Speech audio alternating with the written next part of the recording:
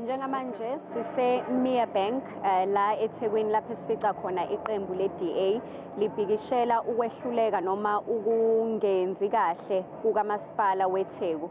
Iqembu lithi umasipala ulungisa lomgwaqo esikuwo njengamanje ngenxa yokuthi bese bezwile ukuthi namuhla bazoza la bezobhikisha. Ake siluleke inkulumo yethu sikhulume neDA KZN leader uSithembiso Ngema. Siyabonga kakhulu ngesikhathi sakho. Mhlambe isiphi isiqiniseko eninaso noba ubufakazi nabo abokuthi umasipala weTheku uyahluleka mhlambe ithina okukhona esingakutholanga mhlambe kwi-AG report ukuba umasipala weTheku awuhluleki ukulungisa izimo esuke ibikwe kuona bengeke kuthathe inyanga namaviki amathathu kuya kwamane uhlula nje ugqiba umgodi ophambi kwenkampani osekuze kwama ama-truck engasebenzi. Uma sikhuluma ngomasipala ongenandaba ofuna abantu balahlekelwa amathuba omsebenzi ofuna inkampani ithuthe sikhuluma ngomasipala waseThekwini. Ukuthinteka komphakathi kule ndawo kungaba ikuphi khona?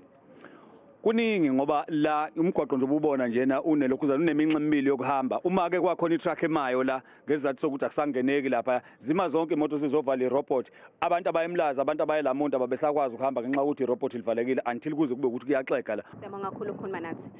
uSithembiso Ngema oyi KZN DA deputy leader ukhuluma nathi ngeinsolo abanazo kanye nanokuthi futhi bathi umasipala weTheku ulungise lomgwaqo oyithomago road la eMia Bank ngenxa yokuthi bezwe ukuthi iqembu lizoza la lizobhikisha.